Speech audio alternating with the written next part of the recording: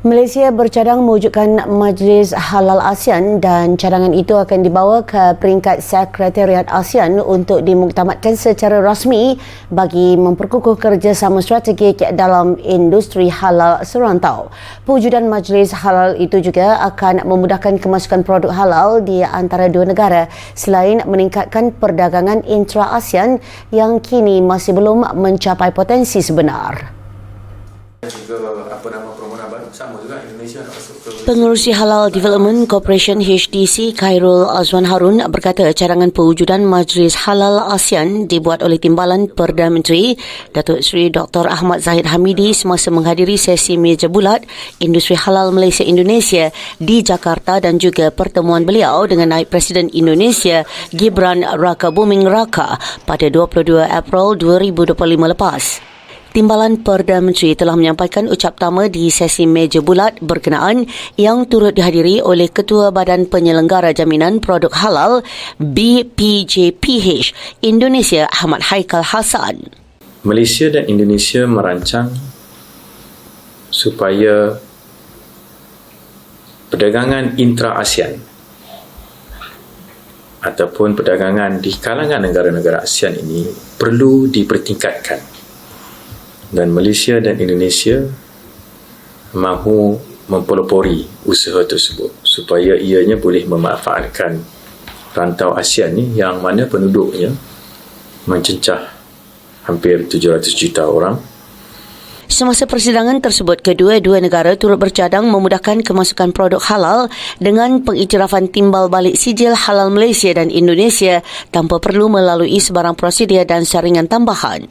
Tapi produk dari Malaysia nak masuk ke pasaran Indonesia pun akan dipermudahkan lagi. Maka lebih banyak produk-produk dari Malaysia yang boleh masuk dengan mudah, dengan cepat ke pasaran Indonesia.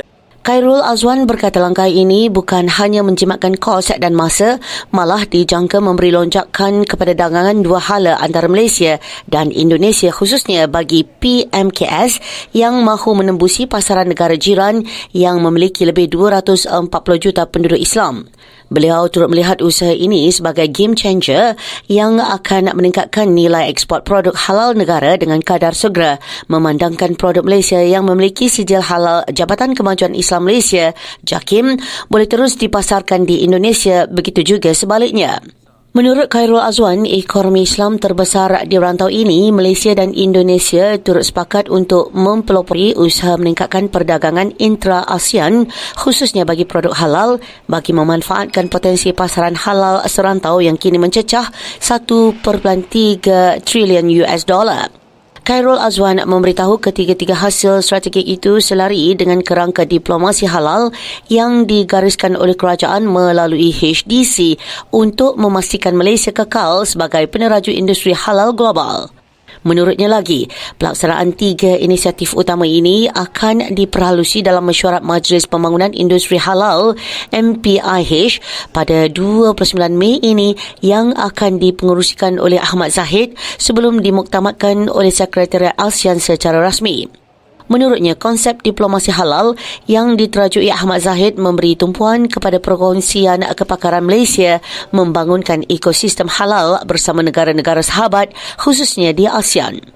Malaysia menerusi HDC turut mengambil pendekatan proaktif memperluas pengaruh industri halal ke pasaran bukan tradisional seperti Afrika Utara, Asia Tengah dan Asia Barat menerusi konsep itu.